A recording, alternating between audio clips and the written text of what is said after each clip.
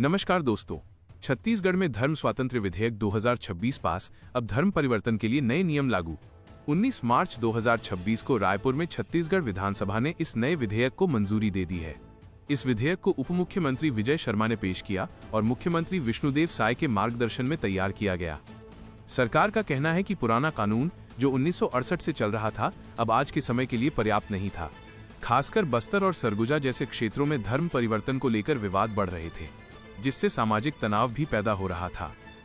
अब अगर कोई व्यक्ति धर्म बदलना चाहता है, उसे पहले सरकारी अधिकारी को आवेदन देना होगा, फिर इसकी सार्वजनिक सूचना जारी होगी। लोग आपत्ति भी दर्ज कर सकते हैं। जांच के बाद ही अनुमति मिलेगी। सरकार कहती है, हर व्यक्ति को धर्म चुनने की पूरी आजादी है, लेकिन कोई भी धर्म परिवर्तन डर, दबाव या लालच में नहीं होना चाहिए। धर्मांतरण कराने वाली संस्थाओं को रजिस्ट्रेशन जरूरी, हर साल रिपोर्ट देना अनिवार्य। ग्राम सभा को भी इस प्रक्रिया में शामिल किया गया है। अगर कोई अवैध धर्मांतरण करता है, 7 से 10 साल तक जेल और 5 लाख तक जुर्माना। अगर मामला महिला, SC, ST या नाबालिग का है, 10 से 20 साल जेल, 10 लाख तक जुर्माना। सामूहिक धर्मांतरण पर 10 साल से लेकर आजीवन कारावास, 25 लाख तक जुर्माना। डर या लालच देकर धर्मांतरण करने पर 10 से 20 साल जेल, 30 लाख तक जुर्माना।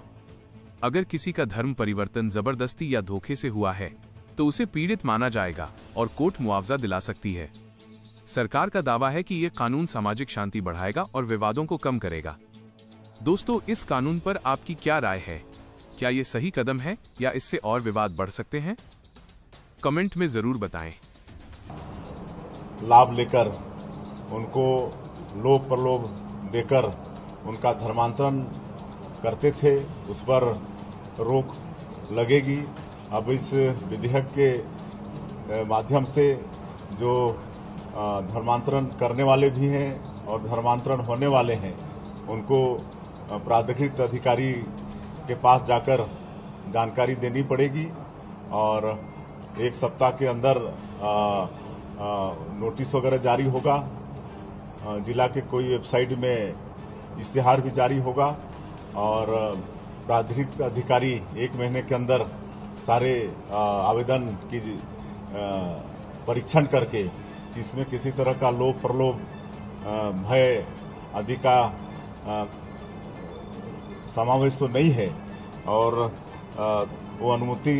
एक वर्ग संघर्ष की स्थिति बार बार हमारे यहाँ समाज में संघर्ष की स्थिति बार बार दिखती थी और उन स्थितियों को एड्रेस करते हुए 1968 का जो कानून हमारे यहाँ लागू था, उसमें विभिन्न चीज़ों को नए परिभाषाओं की आवश्यकता थी, नए परिस्थितियों को उसमें एड्रेस करने की जरूरत थी, तो वो किया गया है। इस नए प्रावधान को ला करके पारित कराया गया है। आज